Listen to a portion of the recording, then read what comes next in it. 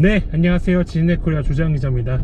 오늘 저는 DS3 크로스백을 타고 스타피드 하남 쇼핑몰에서 서울 강남까지 올림픽대로 구간을 주로 이용하면서 오늘은 이 차의 주행보조 ADAS 성능에 대해서 한번 알아볼 예정입니다. 이 차는 어댑티브 크루즈 컨트롤 그리고 LPA라고 부르는 차선유지 보조장치 등 여러가지 주행보조 사양이 있는데요. 지금 여러분께서 보시는 차량 안 이 내부 7인치 디지털 클러스터를 통해서 ADAS가 어떻게 구동되는지 보이실 겁니다. 그래서 저는 지금 잠시 후에 간선도로와 그리고 올림픽대로 등 여러 도로에 진입할 때 이 차가 과연 어떤 주행보조 성능을 내는지 한번 살펴보도록 하겠습니다. 제가 아까 시범적으로 한 여러 번 사용해 본 결과 차선 중앙 유지는 잘 되는 편이고, 심지어는 이 컴바이너 타입의 헤드업 디스플레이에서도 제가 만약에 스티어링 위에서 손을 뗄 때 스티어링 휠을 잡으라는 경고 그래픽을 보여주기도 합니다. 그리고 어떻게 지금 차선 유지가 되고 있고 지금 내가 얼만큼 앞차와의 거리를 유지하고 있는지에 대한 그래픽도 클러스터 뿐만 아니라 헤드업 디스플레이로도 보여주기 때문에 되게 실용적인 면을 갖추고 있는 컴팩트 SUV입니다. 지금 제가 다니고 있는 이 도로는 제한속도가 80km인 구간입니다. 그래서 제가 지금 크루즈 컨트롤을 작동시켰고요. 이렇게 아래쪽 레버에 속력을 올리고 80을 맞춰 놓고요. 그리고 차간거리는 이렇게 아래쪽 레버로 또 거리를 조절을 해야 되는데, 이 차는 먼거리, 표준, 가까운 거리 등 총 3단계 차간거리 설정을 지원해 주고 있습니다. 그리고 지금 왼쪽에 있는 LPA 버튼을 눌러야 이렇게 LPA 기능이 활성화되고 있는 걸 볼 수가 있고요. 여러분께서 화면에 보이시겠지만 7인치 클러스터에 나타나는 그 LPA 그래픽은 다른 수입 경쟁차와 비교했을 때는 상당히 선명하고 아주 시인성이 좋은 편입니다. 제가 손을 뗀 지 불과 몇 초도 지나지 않았는데 스티어링 휠을 손으로 잡고 계십시오 라고 얘기를 하는데, 경고를 무시하면 어떻게 될까요? 좀 더 강력한 경고가 나오고요. 그리고 이런 상황에서 LPA 기능을 해제시켜 버립니다. 이후 LPA 기능이 해제된 걸 여러분께서 확인하실 수가 있는데요. 다시 LPA 기능을 실행하려면 왼쪽에 있는 이 버튼을 다시 활성화를 시켜야 LPA 기능이 재활성화된 것을 볼 수가 있습니다. 자, 이제 앞쪽에 트럭이 이제 3차선으로 빠져나가서 차가 아주 부드럽게 80km까지 가속을 할 수 있는 걸 볼 수가 있고요. 제가 여러 번 이 기능을 써본 결과 클러스터나 헤드업 디스플레이를 통해서 볼 수 있는 이 시인성, 다시 말해서 주행보조가 어떻게 진행되고 있는지에 대한 정보를 제공해주는 시인성은 다른 수입차와 비교했을 때는 되게 간편하고 보기가 편하고요. 그리고 지금 내 차가 앞차와의 거리가 어떻게 되어 있는지의 부분을 쉽게 표현해주고 있기 때문에 남녀노소 누구나 이 차를 처음 접하시는 분들은 쉽게 주행보조가 어떻게 작동되고 있는지에 대해서 이해도가 생길 것 같은 생각은 있습니다. 그리고 전반적으로 앞차와의 거리를 좁힐 때 급제동을 걷는 게 아니라 사람이 마치 서서히 브레이크를 밟듯이 속력을 줄여 나가고 있는 모습도 인상적입니다. 자, 지금 앞에 있는 저 산타페 차량이 제 앞에 약 한 50m 정도 간격을 벌려두고 제가 지금 주행하고 있는데, 저는 지금 스티어링에 손을 잡고는 있지만 가속 페달이나 브레이크를 전혀 밟지 않고 주행을 하고 있습니다. 다시 한번 손을 떼보면 몇 초 만에 이 차가 경고를 울리는지 한번 살펴보시죠. 노면이 약간 불안정한 구간에서도 차선 중앙을 잘 유지해주는 편은 인상적입니다.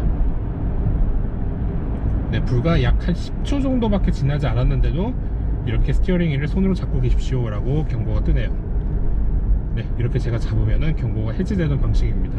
앞차가 지금 브레이크를 밟았는데 살포시 속력을 줄여 나가면서 속력을 27, 25 정도 낮춰도 잘 작동이 되는 걸 볼 수가 있습니다. 이 차는 심지어 시속 60km 이하에서도 LPA 기능이 작동될 때 차선 중앙을 잘 유지해주는 편이기 때문에 나름 어느 정도 주행 편의성에 좀 더 많은 신경과 투자를 진행했다라고 평가될 것 같고요. 여기는 또 올림픽대로로 진입하기 위한 구간인데 약간의 커브가 있습니다.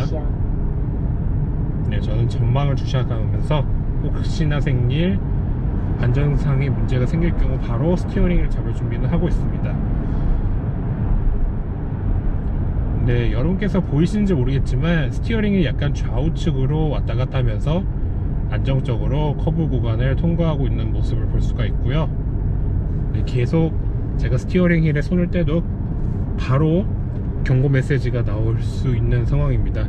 어댑티브 크루즈 컨트롤, 네, 크루즈 컨트롤을 작동시켰고요. 이제 LPA 기능도 작동이 되어가고 있습니다. 네, 이곳도 아까 전과 마찬가지로 제한속도 80km인 구간입니다. 저는 이 어댑티브 크루즈 컨트롤 속도 세팅을 할 때는 무조건 그 도로의 제한속도 이상으로 세팅하는 그 테스트는 하진 않습니다. 네, 약간의 지금 정체 구간이 지금 있을 것 같네요. 관건은 갑작스럽게 끼어드는 차를 어떻게 대응하는 것인지에 대한 부분인데, 네, 여기서는 좀 무리일 것 같습니다. 왜냐하면 이 차가 지금 오른쪽에 있는 SF5 차량을 감지를 하지 못하는 수준입니다. 다른 차들도 마찬가지고요.